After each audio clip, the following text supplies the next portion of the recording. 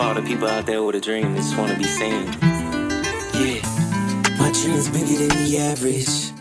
Welcome to episode 20 of the Be Seen podcast. Today, we have a gentleman I've been trying to get on the podcast for a long time. Through his busy schedule, I finally got him. This is Bill, a Marvel comic book writer and a future technologist, a legendary guy in his industry.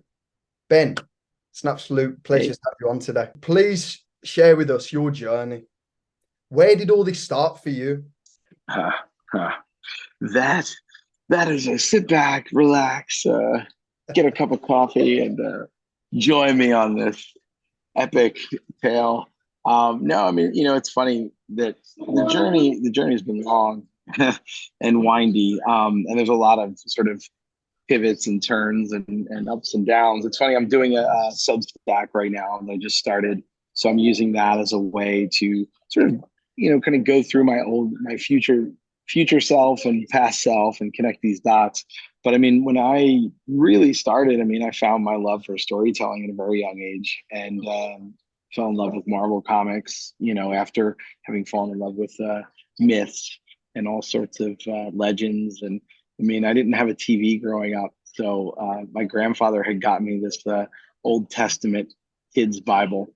And, I grew up Jewish and Catholic. So, I loved the Old Testament because it was just filled with so many adventure stories. And, it was pretty violent and brutal and not really for kids. And I think reading it as a kid, it felt like I was like reading lots of adventure stories. And that's kind of how I approached, reading the Old Testament. And then, I looked at Marvel in the same way. I mean, like superheroes were like these epic heroes that were much out of right from the myths, and legends of things that I've been reading, Celtic myths and Norwegian and, all sorts of myths. So, at 11 years old, I really wanted to get into making comic books, and, 11 or 12, fell in love with Marvel, and then got into music and, ultimately sort of just started this journey of arts and creative. But it was funny because my dad was like, no, you need to go into biochem. It's like, there's no money in the arts. There's no future in the arts. And my dad was like an artist, also working as a computer scientist. Wow. So it's funny. I look at myself like, I'm like, wow, I ultimately like tried to reject everything my dad is, but ended up becoming. It's a very sort of interesting journey we all have, is forgive the sins of the father in order to become them. And now I'm someone who works both in the arts and in technology, which has been such a fascinating journey. And I think you look back on your past and how it kind of got you there, and without getting too deep into the sort of the mire of my journey, but I mean, I started out in New York and working in documentaries. I had done a documentary on comic books, and that really sort of, without me knowing it, I mean, this is the funny thing, right? You never know what is going to be that thing that sets you off on a and ultimately becomes the branching roots. Ultimately builds into that trunk, and and that documentary really was the thing that kicked a lot of things off for me. A lot of opportunities. Ended up going to Comic-Con in 2022 as a filmmaker with that documentary. So we shared, that was the very first time I ever went to Comic-Con, and I got to go as a professional filmmaker. And oh my goodness, this is the beginning. I'm like, Robert Rodriguez, my hero, and I get to make my first movie at 23. But ultimately, it took a lot of twists and turns. I got a really wonderful mentor out of it named Larry Cohen, who had done films all throughout the 70s and even before. I mean, he was doing TV. Larry had, at that time, had just done Phone Booth, the movie with Colin Farrell, and so Larry and I connected. And he said, "Hey, we should make a film together." Moved to New York, so I moved to New York, packed up my things, found an apartment. It was just like, didn't even have a place. Like, I'm moving to New York, and ended up finding a place, luckily, and and that began my journey. And then was in New York for about a year, worked in TV, and then realized I was like, this isn't what I want to do, and I was doing a lot of reality stuff, and it's like, all right, I moved to LA. So I've been here out now 20 years in LA, and that journey is a long, convoluted one. But it really, the journey to Marvel, and I think, and tech, it was really connected and reignited, and my platform got put on by Will.I.AM, and I have a lot of gratefulness towards Will for seeing my potential in that and taking a risk. for me to go and take, a project, an idea and a story that he had with another writer, and I turned it into a graphic novel called Masters of the Sun. And that, kicked off, and it was a big sort of multimedia transmedia project where, Black Eyed Peas did an album with it, and we had a VR component, AR component. It was a really amazing project, and Marvel put it out. So I mean, that was, an incredible opportunity, that I was gifted by Will and his belief that, all right, yeah, I trust you. You can go and make this thing. And it was actually Taboo was the one who knew folks at Marvel, and that was how we got our connection, to be able to publish through Marvel. And then Tab and I met at Comic Con. Comic Con's like a recurring theme in my life. And we met at Comic Con. We hit it off, and both were like, "Man, we got kids." I was wearing a Thrasher hoodie, and he was like, "You skateboard?" And I was like, "Yeah, man, I'm skating." He's like, "Yeah, we used to play all like the Warp Tour and this and that." And I was like, "Yeah, dude." And, we just started talking about our kids, and do your kids skate? Yeah, my son was skating at the time, and so it's just that thing of like, family and wanting to tell stories for our family that Tab and I connected on. But at the same time, Will was working, with his IM Plus studio and training at GPT-1, and they were working on doing an AI model. And I made some friends over there at his tech studio. I mean, Will's always been very involved in technology, and I was like, wow, what if we could use a GPT-1 to be sort of a writer's assistant or something that could work with us creatively side by side, or make sure that ideas we have ultimately, don't get lost to the Hollywood machine or the creative machine when there's so many people coming in, there's so many cooks in the kitchen, and that really kind of started me on my journey of wanting to get involved with artificial intelligence and new technologies. That was around the same time that I got involved with blockchain as well, seeing how that could integrate into storytelling and ownership in games. And I was working with Millennium Films, and a good friend of mine, he was very, very into like trading crypto and blockchain, and he was such an evangelist. It was like, yeah, you gotta watch this video, watch this, here, sign up for Coinbase. Da, da, da. I was like, dude. And then I went to a talk on it. Right,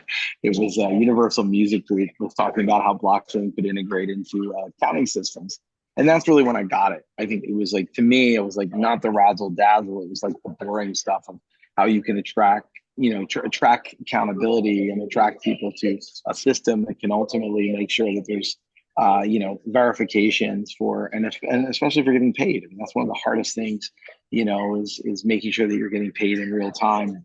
So often you're sitting around and waiting for studios to cut you a check or anything like that. So anyway, that's the long of it all. But there's a lot of more twists and turns and all sorts of things in the journey, which is what I'm doing on my Substack, and like kind of talking about things that I'm into now, but also connecting to things in my past. So a little plug there. Join me on my Substack. Look, Mondo hands. 100%. Everybody join Ben on his Substack. He's sharing a lot of fantastic knowledge, his experience, and part of this journey. No journey straightforward. No journey straight line. And it's ironic, from speaking with many people now in the creative space, where it may start and where it ends up or goes along the way. It's crazy. Yours started with a documentary. Yeah. I mean, that's the funny thing. I mean, if you think about it, like sometimes you just have to do things, right? And I think that's like, so often people are like so stubborn because they're like, this is the only thing. I have this script I wrote, or I have this story. It's the only thing I have to tell this thing. And if I don't, power through. And it's like, but when you are so myopic on that, then you miss all these other opportunities that come in. And to be honest, for the longest time, I had opportunities to write comics and work in comics, but I like would turn them down because I was so focused on, I wanted to direct and I wanted to write movies. It was like such a snob. I had to make movies. That was all I wanted to do. But then I realized, I was like, stories are stories are stories. What am I doing? Why am I, why am I limiting myself? And I think that's one of the biggest things. We often limit ourselves by thinking that we have to achieve success in what we set out to do. And, it's like, let go of this concept of always being productive on some specific thing. It's like, yeah, you can put in that, 10,000 hours, but and be open to all the other things that come in, you know. 100%, 100%. In terms of the comic book aspect, you was very focused on being a filmmaker. To be a comic book writer, there is synergy, tell me if I'm wrong, between screenplays and comic books. Difference being one is filmed, the other is drawn and is created. And There's definitely a synergy between that. There's also an animation, right, where you're doing storyboards if you're coming as a board artist and working in cartoons, you know. But you know, it's funny. I'm a film editor. Like that was my trade for a very long time, you know, and I was always very interested in film editing because of the fact that it's the one thing that makes cinema, right? Like, you know, Sergei Eisenstein, you know, you go into film sense and film form, and you know those books. It's like they talk about how, you know, montage is what makes a movie, right? So it's very similar with a comic book. A comic book is not the fluidity of montage, but it's still montage, and you're playing with time, right? In a screenplay, you can do similar things because of depending on how you block out things. But you know, to be honest, like screenplays more often than not are really just looking to, they're not being descriptive, right? One of the things you're told when you write the script is to not tell the director what to do, right? But when you write a comic book, you're telling the artist what to do. You're telling them what you see in your head. So that's a big difference in really looking at, you know, those two different you know, techniques. But what I found interesting, I just come off of editing like my very first feature. It was like a bigger feature that went to Netflix, and you know, it was my first time as a like film editor, not an assistant, you know. And I just come off that movie, and that was right around the time that I met Will, and I got the opportunity to write the comic. And it was funny because I was really I didn't realize that I was training while I was doing that film as an editor and working with my assistant and, you know, assembling all the assets, going through, you know, the script notes and everything from the script supervisor, pulling all the best shots. When you write a comic book, you're pulling the best shots in your head. And then you're working with an artist to create the best shots. And ultimately you're taking their input. So they're kind of like your DP, right? So instead of going out and gathering assets like you would in a movie where you have take one, you know, scene five, you know, A camera, B camera, you know, and then you're kind of cobbling it together, and that's montage. In film, in a comic, you're basically playing with time and panels. So those panels become the montage. So a bigger panel becomes a longer scene, right? There's more time to have to go through it. So it's like a longer shot versus like faster ones that move through, like more cutty. So if you think of it like a film editor and approach your comic book in that way, I think those are kind of, you know, techniques to really look at in writing a comic. You know, watch movies for pacing because that is a key element in a comic. And then picking the best shot. Like, should you start on a very tight close up? You know, I'm working in an indie comic right now, and I had this vision at the very end. We've got these like villains. You'll find out later. They're not really villains, but there are antagonists. You know, and the way I had them was like coming out of the water, and to describe it to my artist, I said, you know, I want it to look like a Navy SEAL shot, like right out of the movies, right? And they're coming up, and there's like half of them are like this, you know, and then we got our main guy coming out like this, and it's just that moment of like the water's dripping off them, and it's just this like cinematic moment. But you've captured it in one shot, right? And that's your last panel on chat, the end of that first chapter, right? And it's like you leave them on a hanger. You're like, oh my God, I got to turn the page, you know? And yeah, that to me is like, you know, right? Like you can feel the water, you can hear it, you can smell the sea, you know? this is basically right. You end on Martin Sheen Apocalypse Now coming out. Yeah, Oh, right, that is right, cool. That's cool. right. It's like those epic moments, right? So, yeah, I think that's the beauty of comics. You know, you have an opportunity to take reference from your favorite film, your favorite artist, your favorite, you know, storytellers, and kind of bring these worlds together. And that's why, you know, for me, it's like I really love comics. And, you know, I'm right now, I've got another indie comic that I'm about to start up. I just got to thumbs up. I haven't done the paperwork yet. I don't want to jinx it, but like they love this project. It's like a supernatural Western horror, and it's what I could not do at Marvel, right? It's like the stuff that you can't do, you know, at the big two. because it's like, again, you can we're there's but we always have to put the toys back in the toy box, and that's the hard thing when you're writing in a large IP or lore system. You do something with Spider-Man, and what was cool with Deadly Neighborhood Spider-Man, we were able to create a new Spider-Woman. But still, at the end of the day, I got to take Spider-Man into a very specific direction, and then ultimately, once he wrapped that journey up, he became Peter Parker again, and then he got put back in the toy box and went back to New York, and that was the story. And when you get to write your own comics independently, they're outside, that you make up, and that's also the scary thing. Sky's the limit. Like, you also have to remember, like, don't lose your audience. Don't, when you have too much freedom, that's also bad. Yeah, it's kind of like a devil's advocate, isn't it? You've got one which is ring fenced off. You can do this, you can go so far, but then you have to come back to what it is. Yeah. The other side is Yeah. ultimate openness. You can do anything. And where's the structure? You're creating it as you go. It's it's Gotta crazy. find the balance. Yeah. How did you become the writer of Spider-Man? How did that happen? Well, it's a funny story because Tab and I, when we got into the Marvel sort of family, I mean, after Master of the Sun, but Master of the Sun wasn't a Marvel book; it was published by Marvel, right? Those characters are not technically, Marvel characters. But we did a Marvel 1000 page, and then we got Werewolf by Night, and we were like, all right, cool, we got Werewolf by Night. That was awesome. Who knows? We got our shot, got the right Marvel comic, and then we got a call. It was like, hey, we got this character Kashala. We're doing these Infinity series, and we really like you to take a stab at doing a story with Kashala. Would you be interested? I'm not going to say no. So I was like, yeah, sure. So we did Kashala, and then we did a one shot with Kashala that actually sold out, and then went into second printing. And they were like, wow, all right, people like your stories, and they're interested in what you're telling. And the native angle has been a big part of what Tab and I tell, because he's native and Mexican.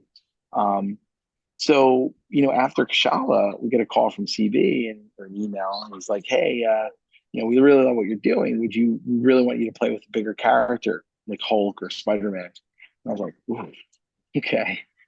And Tab and I talked about it, and he really wanted to do Miles Morales, and I felt like that was in our, kind of, it's in our brand, like the hip hop vibes. And I was like, I'm down. I don't care. I'll write anybody, like, let's go, and Miles is obviously right now the more popular Spider-Man. But I mean, I'm a Peter Parker. I grew up on Todd McFarlane's Peter Parker. All those characters, Sinister Six stuff. So, but what happened was, like, I wrote this big pitch, and I was ultimately sort of crossing over X-Men and Miles Morales, and had all these like really big twists and turns. They really liked it, but ultimately it was just one of those things of like, well, there's too many things going on right now in the Marvel universe, so we need to kind of rein it in. What you're doing is really big, and a lot of these characters are off on this one, or so and so's using this character, blah blah blah. So I was like, all right. And actually, it's funny, like that. The reason because of that, that is what got me as a developer of it at OpenAI. I went to OpenAI and I pitched them like an idea based off of like, it's challenging to write in large lore systems like this. So that sort of little tangent there took me into my journey with OpenAI and building my AI team myself. But then after that, like realizing, okay, gonna bring it in, and they were like, "Wow, why don't you use Peter Parker?" I was like, "All right, cool." And then Demon Bear was from the X. It was kind of leftover of this big X-Men idea. And then it was like, all right, and we pitched the idea of like, we want to create a brand new Spider-Woman. Not sure at the beginning, it was like, not sure exactly how we're going to figure her out, but we have this idea of, building her into our storyline. And that became Deadly Neighborhood Spider-Man. Taboo was the one who came up with, because I was like, yeah, we're talking about like the character, and I was like, oh, let's make him violent and monstrous and like Freddy Krueger stuff. And Tab was like, yeah, like Deadly Neighborhood. He's like the Deadly Neighborhood Spider-Man. I was like, oh, dude, brilliant, nailed it. So we went back to our editors at Marvel and said, here's Deadly Neighborhood Spider-Man. I had my like 5-page treatment. There were, because that's how I like to work, with a treatment and build off of that, and kind of not work smarter, not harder. You know, because you're going to mostly get no's than yeses. So that's really the way I like to work, and know that I'm going to get no's. So figure out where the yeses are and then take those. But yeah, that when we did the Deadly Neighborhood Spider-Man series, got a call in the midst of that. It was finishing up issue 4, and was said, "Hey, we want you to do Daredevil and Echo." And that's the series we just finished right now. It'll be in trade, I think, in the next couple of months, probably by Christmas time. So yeah, so that's the story right there. You never know.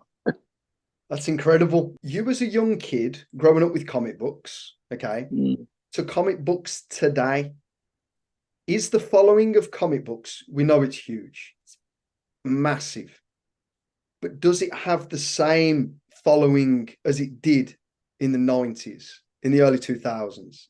There wasn't Reels, there wasn't YouTube, there wasn't social Right. media. Do you see what I'm trying to say? Right. Yeah. So time. Yeah. I mean, the big thing right now, and this is something we talk a lot about, in many of my meetings, for TV and different production companies we work with.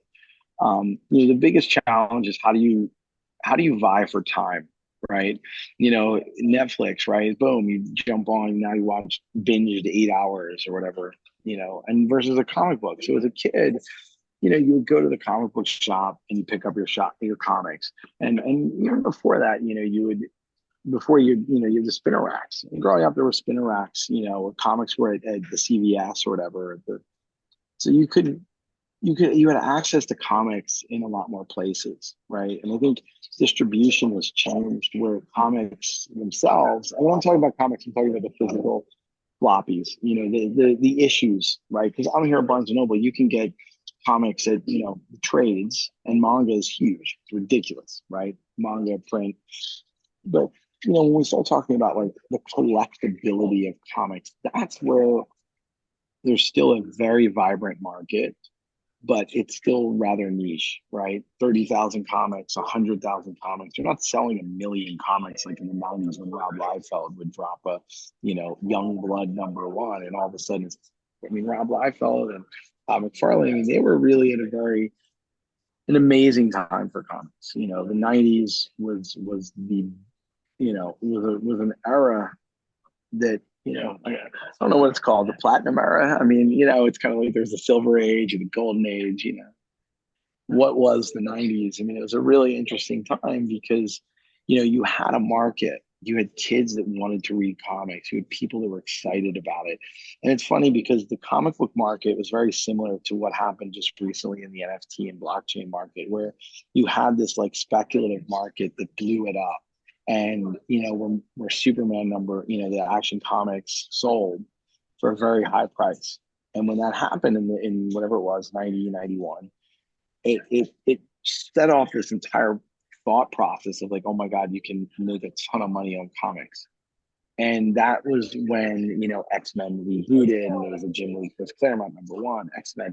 You have all these #1s coming out, and it was this idea of, okay, if we reboot the entire, system, we can also have these opportunities to make, kind of push intrinsic value.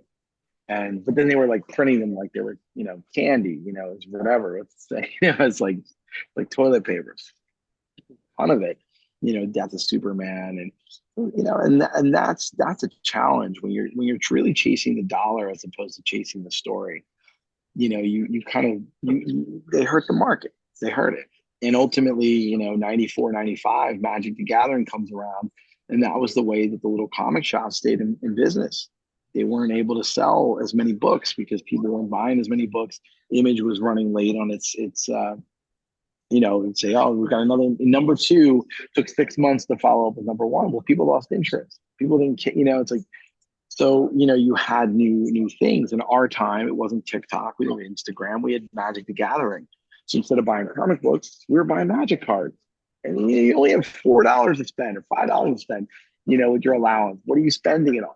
And that's the same thing. Time and money are very similar, right? And they're very connected to each other. We put time in to get money, and money becomes that energy we use, whatever. So it's a very similar space we're in right now, where comics are still, they're still loved. The market is much, it's a bit older. It's, I go to the comic book shop, the average age is probably 42, you know, 38 maybe, but that's a problem, when it comes to getting new readership, because what happens in the next 20 years? Well, then they're all 62. Comics used to be a kids thing.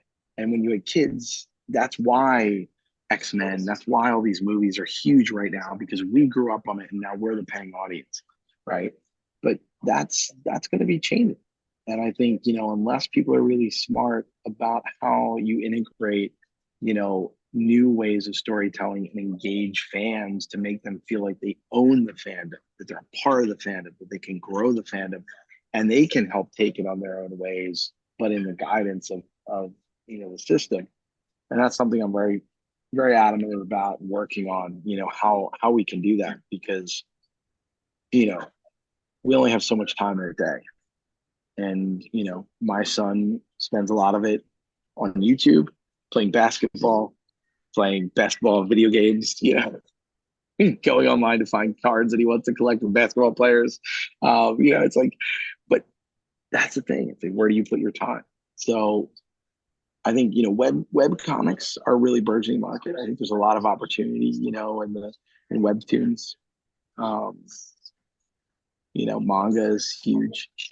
And I think it comes down to the storytelling. And I think, with those kinds of comics, they're very fast. You're moving through it. The pacing is fast. There's deep concepts, but they're not like the dense sort of writing in a lot of American comics. When I'm writing these stories in Marvel, I have that freedom to really push and get weird. And my storytelling involves, a lot of things that I'm very fascinated with, or I'm very invested into. Like, I've been invested into tarot reading since I was a kid, 11.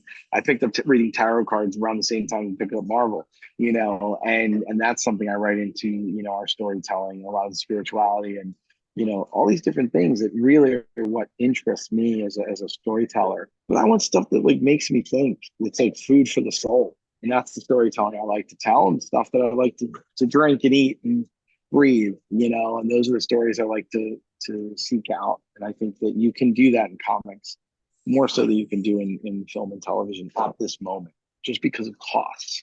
It's just, cost, time, and audience. But I think those things are going to change. Yeah, absolutely. 100%. The physical print of a comic book, what's its shelf life? Will it always be around? Will it end up going all online? What do you think it will be in format? Well, I mean, right now you have everything online anyway. Marvel Unlimited, all the books go digital anyway. I mean, the print books are more for sort of the collector base and the people that are, in that circle. Yeah, which is why we do multiple variant covers. So with Spider-Man, we had like 4 or 5 variant covers, 5 actually, including the main. So that focuses on collectability. I mean, variant covers help drive market value, but ultimately, those comics go off the shelf. There's a few in the back bins, and then they come here to Barnes and Noble. I feel like I'm like doing an ad for Barnes and Noble. They come here to Barnes and Noble, but they're trades. They get collected, and that's how you buy them. So you want a print copy. People love stuff on their shelves, and big collections and things like that. I mean, our books don't have the super thickest spines. They're anywhere from like 80 to 110 pages. This Daredevil one was 90, but that's where it's going to live. In a trade, and ultimately at Marvel Unlimited. And there's companies that are working on new ways to digest how comics can be read. I think AI is going to play a big factor into understanding panel breaks and things like that, so that it can so yeah, there's a lot of really cool stuff happening. And I think that ultimately it's about the stories. you know Comics play with art and time, and storytelling in ways that a film can't, in ways that a novel can't. There's a different digestibility to it, and there's often a different sort of retention to it, especially when it comes to novels and your traditional book format. There's a good readership out there, but I think you have this incredible opportunity with comics to explore things that certain audiences wouldn't even touch, and you can get new readership or new ideas, or potentially convert people into becoming more interested in reading, which I think is important for our brains. 100%. You see, that's something I think is very scary when you've been mentioning about AI, is the fact of a reliance. When I grew up, I think my generation, I'm 32, my generation was, we kind of grew with the computers. When I was 10 years old, 10 years old, 99, 2000, it was where computers were really starting to mainstream more, and we almost were learning from the ground up. So, we're very literate on a computer. Probably those that are 10 years behind me, or 10 or 20 years behind me. So, your 42 and 52-year-olds are probably less inclined to have the same quick to pick up and go at it as what we were. But the younger kids now, they're on a whole new planet, especially the technology they're using. Yeah, I mean, it's funny you say that, because I mean, I'm 43, and I had a computer in my house at, I don't know, 1990, 89. Yeah. Because my dad, again, computer scientist. I mean, I was learning programming, at 12 years old. Just very basic stuff to help him out on certain things. He was like, "Here, write this code. I need some help on this thing I'm working on." So, I mean, I didn't know what the hell I was doing, but I was just a part of, we had a video camera and this and that. We had a lot of new technology, in our house, because my dad was very interested in that. And, and I think, looking at it like this, right, where new, like, technology is as good as the person using it, right? And as a human being, we have things that we want to do and ideas that we want to achieve.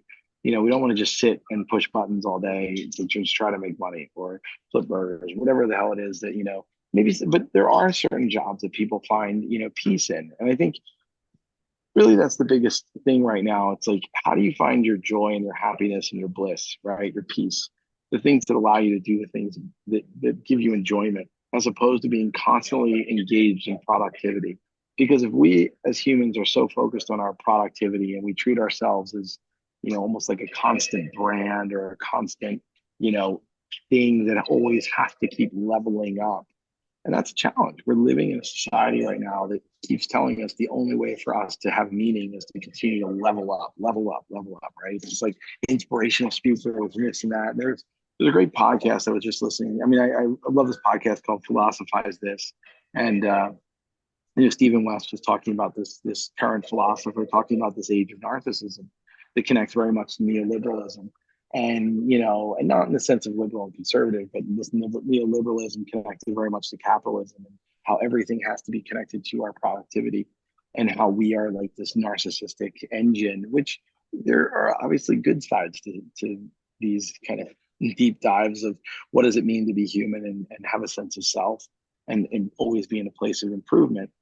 But I think that also drives us to anxiety and depression, and ultimately, suicide, and mental depression, and drugs, and any sort of thing that can really escape that feeling of pressure that you feel. You always have to be doing things in order to be better, and using these new technologies to be better, and constantly posting on TikTok to get more followers or more likes, or creating a newsletter that's going to get 500,000 followers, because it's like everything is metrics right now.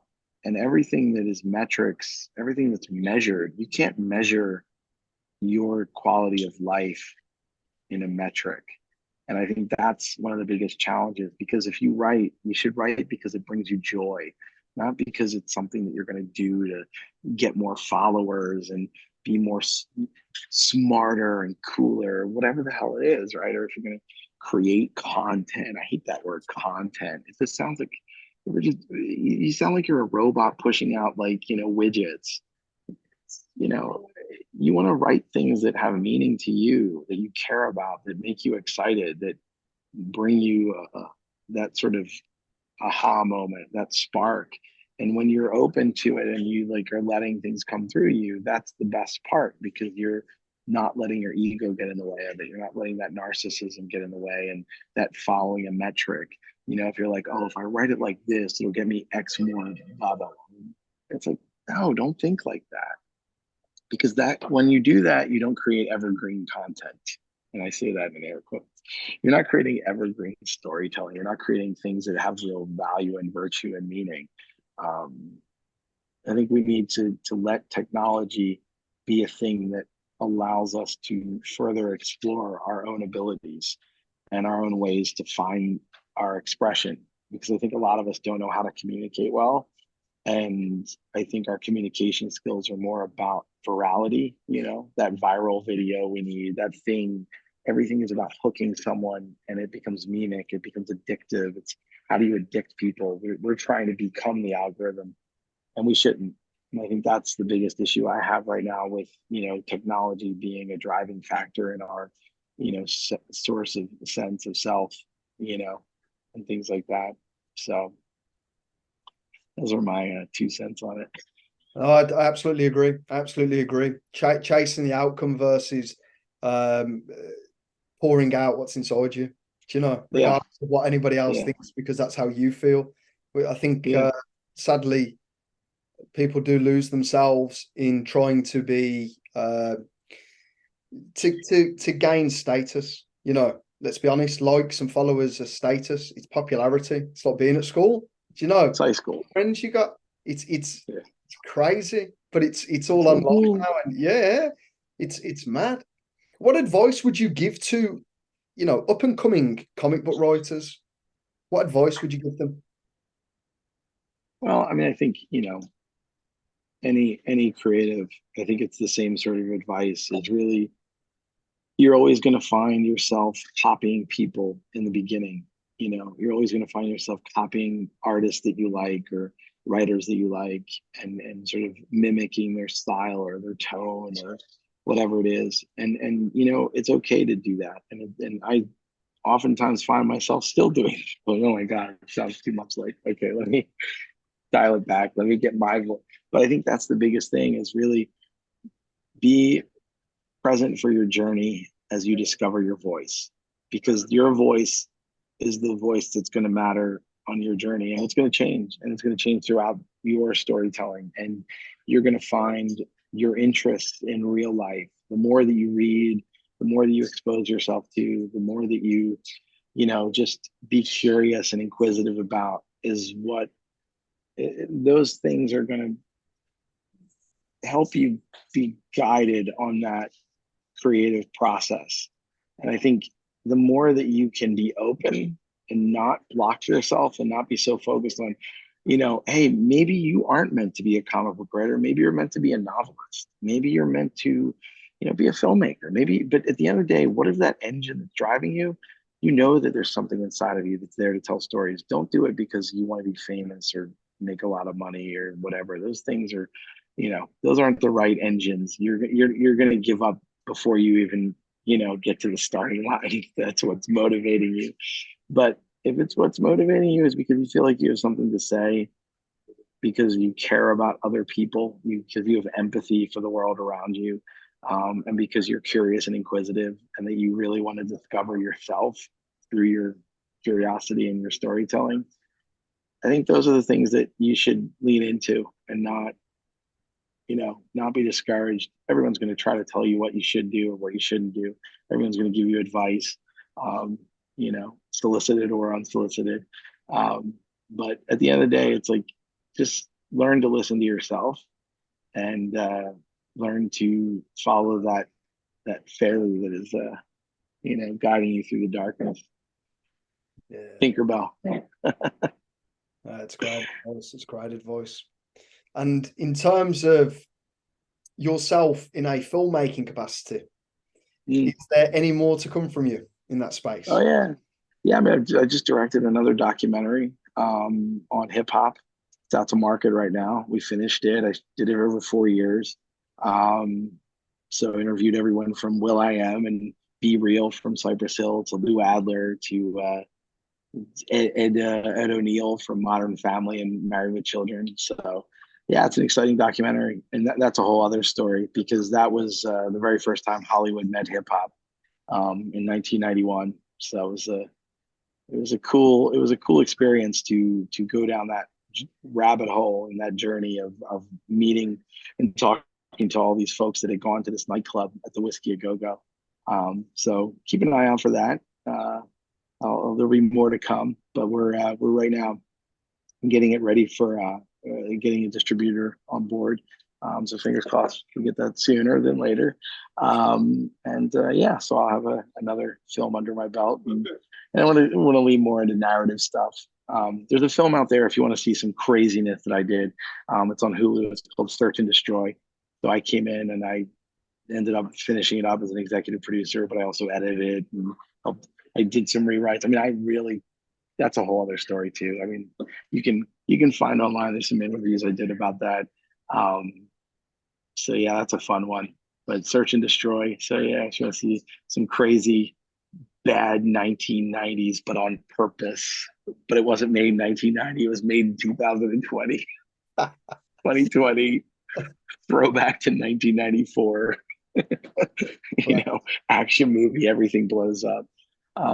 Cobbled together from many other movies. But yeah, I mean, I think at the end of the day, storytelling is storytelling. You're gonna find ways to cobble them together, and ultimately, you're gonna put your polish on it that makes it you. I miss them days. I miss the old Right? explosions. You know what I mean? The good action. Dude, yeah, you'll dig this. Go watch it. Yeah. It's on Hulu. Search and Destroy. It's on Hulu for free. I'll put it in the description so everyone can find There you go. this film that Ben's done, which sounds right up my street. So yeah, we have Mental. to Yeah. give it a mooch. And do you see yourself Yeah. moving into any other mediums? Do you see yourself, as you said, with storytelling, just you was completely laser focused filmmaker, then, into the comic book world where you'd always had a passion. Do you see any other area where you could explore Yeah. creatively? Yeah. I mean, right now we're working in gaming as well. Like my company, my AI company is sort of it's gaming as a part of our project. So yeah, I mean, there's definitely, I mean, I see storytelling in any sort of capacity and not in the way of like marketing, right? But I think there are ways to tell stories, within products. And I think there are ways to do it right as opposed to making it feel disingenuous or just trying to get you to buy something. Because I genuinely do believe that, yeah, we need to buy products and get things and get it part of our system. But I think it always feels better when you're getting it from people that you trust and know or whatever. And if you can feel like there's characters within these products, or you get to know the people that actually are making the stuff, like almost like that farm fed sourced from the you know I think there's a lot of interesting opportunities to tell stories there as well. So I'm open. Again, I'm was it Bruce Lee? Be the water, fill the cup, You're something one of like my that. friends. I love Be that. water. What an expression. In terms of, Exactly. you've worked with some incredible talent. You've been on some of the biggest projects. Who would you love to work with? Who you haven't had chance to yet, but you would love to? I mean, that's a tough one. I Yeah. mean, because one of my favorite musicians is Tom Waits. I Mhm. think Tom Waits would be amazing to work with, um, in some capacity. I mean, I love Neil Gaiman. I had interviewed him many years ago, but it's hard when you work with creatives at that level because there's such a unless you can come in as an equal, but there's a lot of that where Grant Morrison is another one of my favorite writers. Be amazing but those writers, that is the hard thing, right? Like a lot of them have worked at such a high level that to come in and collaborate, it's like it feels like it would be more of like you know I mean, Christopher Nolan would be someone who'd be incredible to work with. I mean, so yeah. That's something I think everyone would agree. What Yeah. say what a director, and he's a writer as well. He's a Yeah. he's incredible. I mean, yeah, Jim Jarmusch was someone I was just getting back into. You got David Lynch, another. Mm. Those are some, but again, these are they're such artists that it's hard to work with an artist in that way, right? Like an artist is a visionary, So, when you collaborate with a visionary, it's, you have to really have the right project to be able to collaborate vision on. So who knows? I'll be open to whoever is willing to make cool stuff and go down some interesting paths together. 100%. I think that your future is going to be one to keep a close eye on. I think you're a true creative. I think you can put your hand to probably anything, and you know, tell a story and bring people together. And I think that's you have a gift, my friend. You have a gift. Well, thank you. Yeah, Thank you very much. I I think appreciate it, man. I just call it as a seat, Ben. I call it as a seat. But no, it's Well, what an honor, speaking to you and just listening to you. And I love the way that you put things, and yeah, you're a master in your craft. You're gonna oh, well, keep an eye we're on working. BL. Keep an eye. You'll see. Oh, that was that guy off the BC podcast. I go, yeah, it was him. No, it's great. I mean, look, I love having these kinds of conversations, and I think for me, it's important to just keep spreading these thoughts.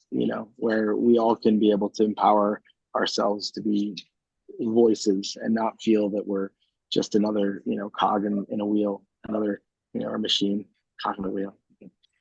Nice. I always say that, and it doesn't make sense, right? There's no freaking cogs in a wheel. It's like they're in a clock and a watch. Anyway, let's not be NPCs. I think that's the goal, right? We We got got to to be player keep that characters.